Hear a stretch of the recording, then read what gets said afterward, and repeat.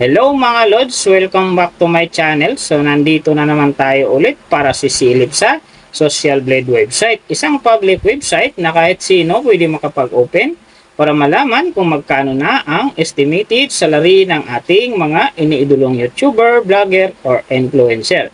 So big thank you sa lahat ng mga channel na aking ni-review. Dahil sa inyo nakagawa rin ako ng munting channel.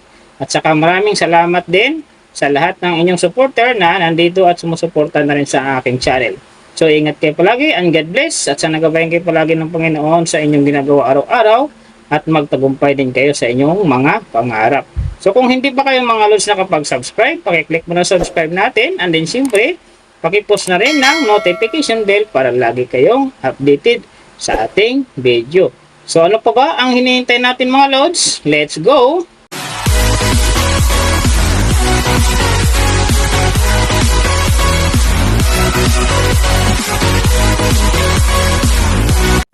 So mga Lods, yung sisilipin naman nating estimated salary ngayon walang iba kundi sa dalawang maglangga na sina Ruel of Malalag at Rochelle Morales Vlogs.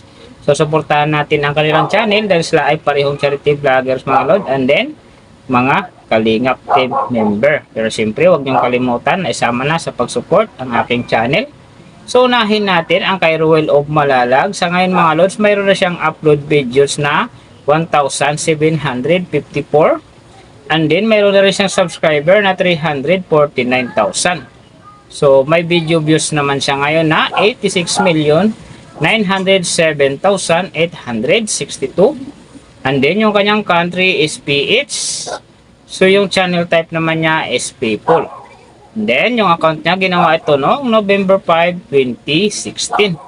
So doon naman sa kanyang total grade nakakuha siya ng letter B. And then, sa kanyang social blade rank naman, nasa 98,737. So, doon naman sa kanyang subscriber rank, nasa 1,969. And then, sa kanyang video views rank naman, nasa 170,944. So, doon naman sa kanyang country rank, nasa 692. And then, sa kanyang people rank naman, nasa 1,479. So nakita na natin yung kanyang ranking, silipin naman natin yung kanyang last 30 days na subscriber. So nakakuha siya dito ng 6K. Ang hindi lang maganda dito mga Lods kasi ang kanyang percentage bumaba ng 33.3%. So ibig sabihin, bumaba yung pasok ng kanyang subscriber ngayon kung i-compare natin sa nakaraan niyang mga buwan. So doon naman sa kanyang views mga Lods in the last 30 days, nakakuha siya ng 4,758 views. So hindi rin ganoon kaganda mga Lods kasi ang kanyang percentage dito bumaba din ng 15.4%. So ibig sabihin bumaba din yung pasok ng kanyang views. So alam na this mga Kalingap dyan, mga Rochelle fans, and then mga Rochelle Love Team fans dyan. So share na natin sa ating mga newsfeed and then sa ating mga friends para gumanda uli ang akyat ng kanyang subscriber, and then siyempre ang kanyang views. So nakita na natin yung kanyang ranking, last 30 days subscriber, and din yung kanyang views. Silipin naman natin yung kanyang daily summary from subscriber, views, and then yung kanyang earning. So sa kanyang subscriber, may nakita na ako dito na 3 araw na umangat ng tig 1K.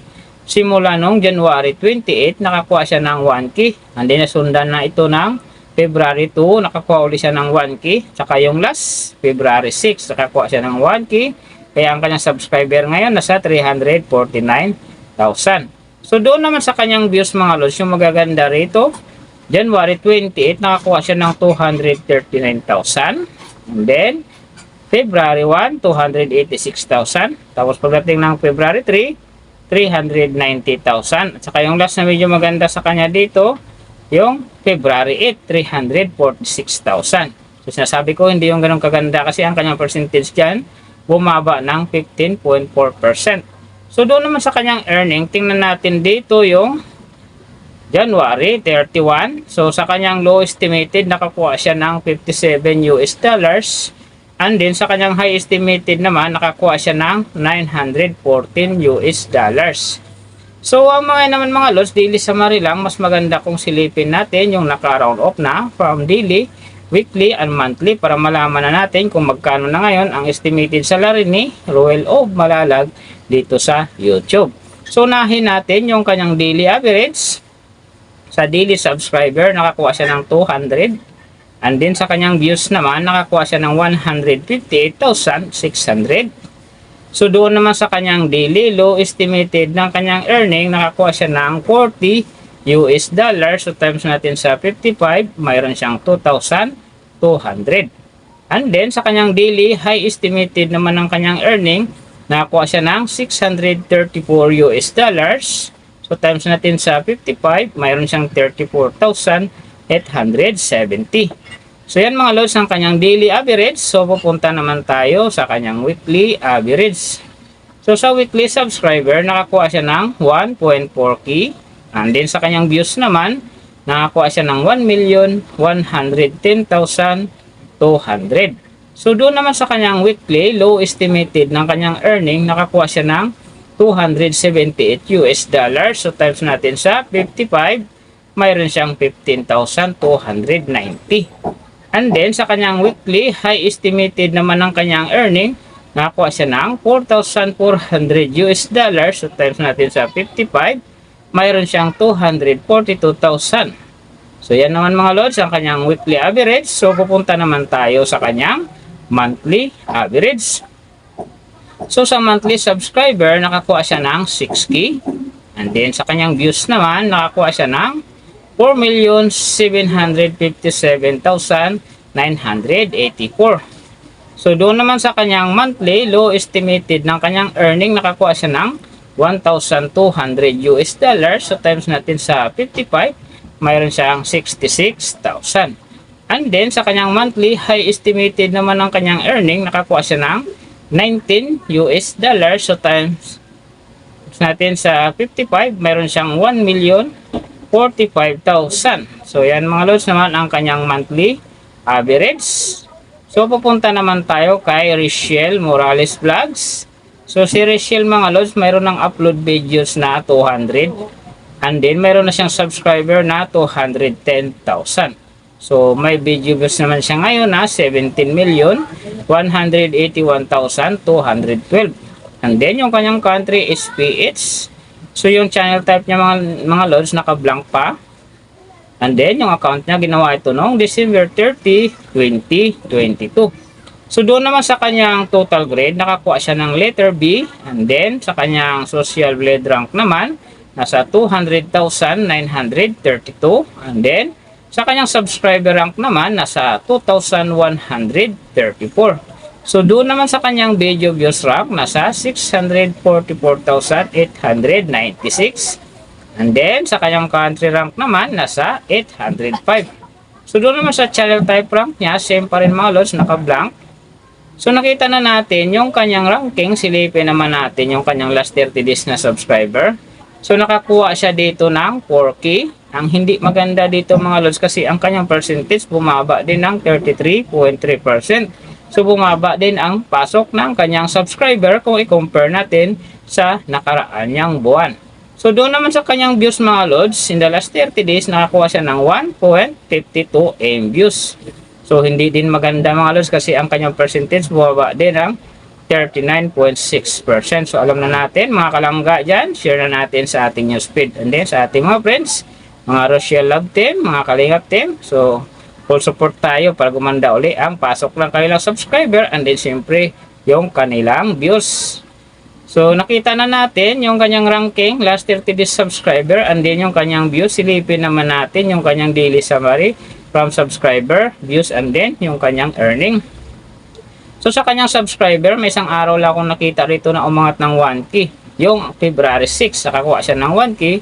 Kaya ang kanyang subscriber nasa 210,000. So doon naman sa kanyang views mga lods, yung magaganda rito, January 31, nakakuha siya ng 105,000. Tapos nasundan ito ng February 2, 109,000. And then yung last na medyo maganda sa kanya dito, yung February 9, 94,000. So yan lang ang medyo maganda na nakuha niyang views ngayon. Kaya ang kanyang percentage bumaba ng 39.6%. So doon naman sa kanyang earning, tingnan natin yung January 31. Sa kanyang low estimated, nakakuha siya ng 26 US dollars. And then sa kanyang high estimated naman, nakakuha siya ng 423 US dollars. So, ang mga naman mga lods, daily summary lang, mas maganda kung silipin natin yung naka-round off na from daily, weekly, and monthly para malaman na natin kung magkano na ngayon ang estimated salary ni Richelle Morales Vlogs dito sa YouTube. So, unahin natin yung kanyang daily average. So, sa daily subscriber, nakakuha siya ng 134. And then, sa kanyang views naman, nakakuha siya ng 50,669. So, doon naman sa kanyang daily, low estimated ng kanyang earning, nakakuha siya ng 13 US dollars. So, times natin sa 55, mayroon siyang 715. And then, sa kanyang daily, high estimated naman ng kanyang earning, nakakuha siya ng 203 US dollars. So, times natin sa 55, mayroon siyang 11,165. So, yan mga lods, ang kanyang daily average. So, pupunta naman tayo sa kanyang weekly average. So, sa weekly subscriber, nakakuha siya ng 932. And then, sa kanyang views naman, nakakuha siya ng 354,683. So, doon naman sa kanyang weekly, low estimated ng kanyang earning, nakakuha siya ng 89 US dollars. So, times natin sa 55, mayroon siyang 4,895. And then, sa kanyang weekly, high estimated naman ng kanyang earning, nakakuha siya ng 1,400 US dollars. So, times natin sa 55, mayroon siyang 77,000. So, yan naman mga lods ang kanyang weekly average. So, pupunta naman tayo sa kanyang monthly average. So, sa monthly subscriber, nakakuha siya ng 4K. And then, sa kanyang views naman, nakakuha siya ng 1,520,041. So, doon naman sa kanyang monthly, low estimated ng kanyang earning, nakakuha siya ng 380 US dollars. So, times natin sa 55, mayroon siyang 20,900. And then, sa kanyang monthly, high estimated naman ang kanyang earning, nakakuha siya ng 6,100 US dollars. So, times natin sa 55, mayroon siyang 335,500. So, yan naman mga lods ang kanyang monthly average. And then, yung nababanggit ko rito or nakikita nyo is pawang estimated lamang. Nakabis lang tayo sa Social Blade website. Isang public website na kahit sino pwedeng mag-open para malaman kung magkano na ang estimated salary ng ating mga iniidolong YouTuber, vlogger, or influencer.